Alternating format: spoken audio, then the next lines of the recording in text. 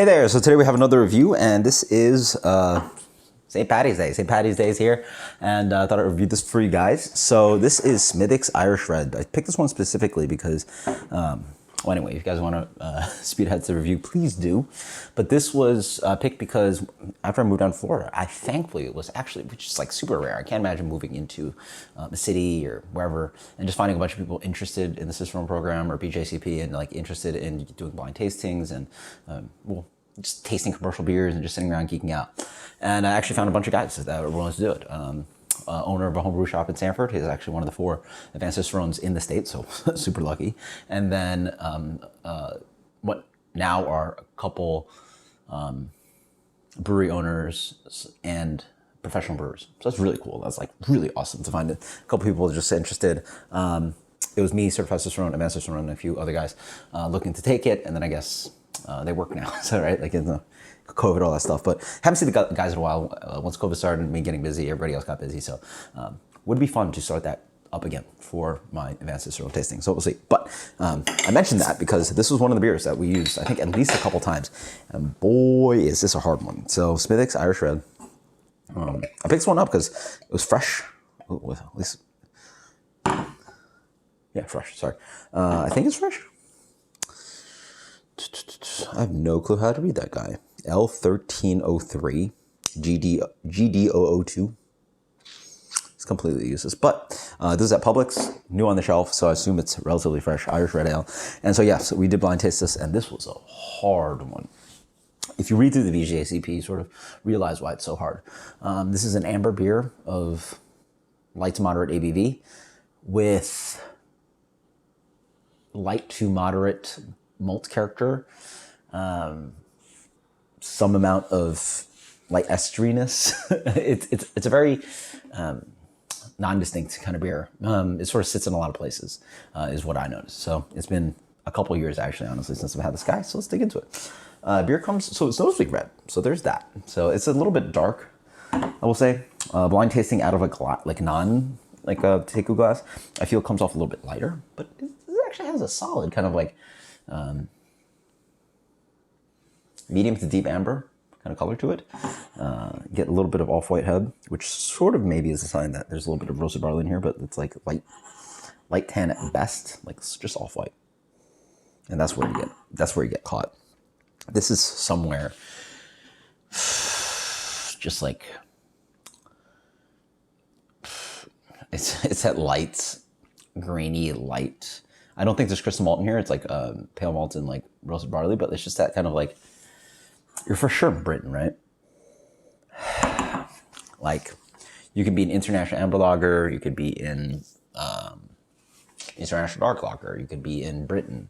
It has a lot of characteristics of Britain, so it could be any of the bitters. Probably not in Germany. You could be in maybe Europe. You can go into, sorry, not Europe, you can be Belgium. You can be Belgian Pale Ale, right? A little bit estery profile in here. So it's like got a little bit of like light fruity touch to it.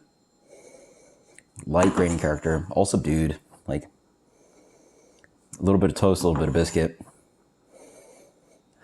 Cheers. I mean, it's got that like maltiness that tells you of like English bitter.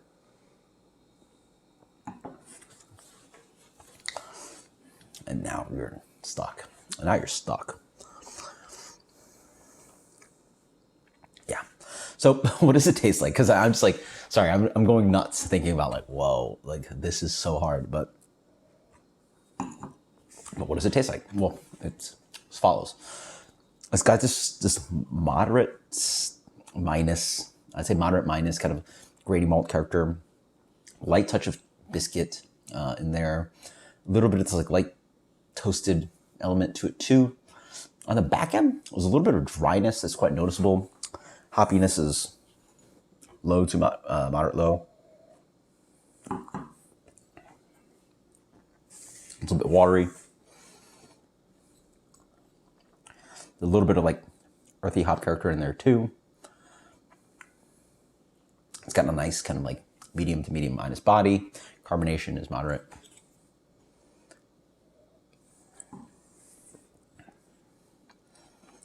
Bitterness is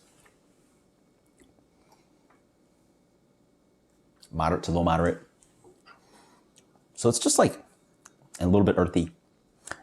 So it sits there. Anyway, I just described some of those, like, you know, levels of malts, hops, carbonation, mouthfeel, yeast.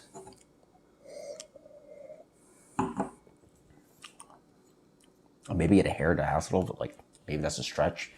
It could be just an association that the British bitters have a little bit of diacetyl to them. As you wait more, it's like dry, and it's got a little bit more bitterness coming up. Yeah, this one's a hard one. So I think BJCP calls it a little less, bitter and hoppy of a British bitter, but you can definitely sneak yourself in there. You can sneak yourself into, hell, I haven't had a palm in a while, so I probably should revisit that. If it takes anything like Belgian Pale Ale, which stats-wise is actually very close to bitter. And then, English bitter. And then also, you're like in the realm of like a moderate, low to moderate grainy character with this color. You give me an international amber lager. So this is a hard one. Maybe it's a little too hoppy for that, but I wouldn't for sure wouldn't blame you guessing there. This honestly tastes maybe closest to international amber lager. So yeah, there you guys go. You got an amber.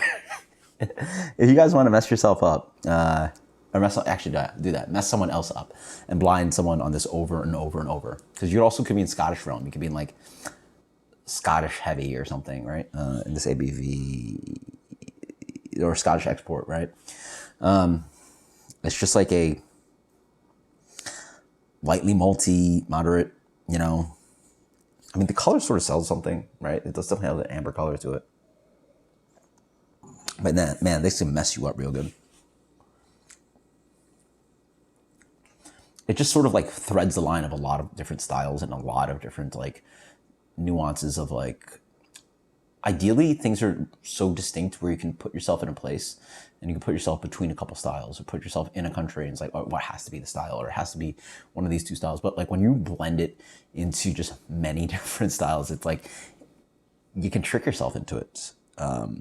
Hell, I'm gonna do this. I have a hard one coming up. So if you guys want to see, I have a fun advanced cicerone tasting study going on, which I'm gonna do this against California Common and California Common and Strong Bitter, and that's gonna be a hard one. This one's probably I mean, I was thinking about doing that first, but whatever. St. Paddy's coming through. So really nice. How do they describe this guy? Nice blend of mild hops, sweet malt, and roasted barley. Okay, there you go. They say ruby red brew, gentle hop bitterness, sweet malt finish. I wouldn't call this sweet at all, but sure. But gentle hop bitterness, yeah. It's actually pretty tasty. 4.5 is actually really slammable. As I drink more, the dryness is what is noticeable for me.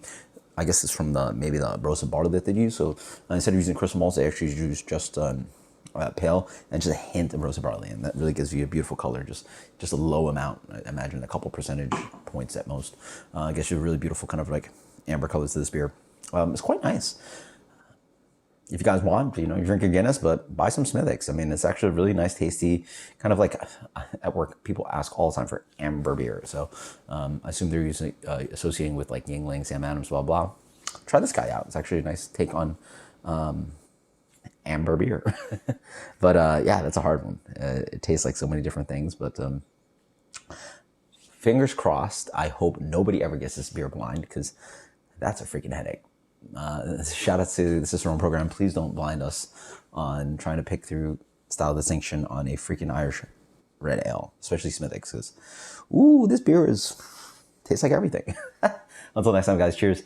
Happy St. Paddy's. I'm not wearing green for you guys tonight, but thank you. Later.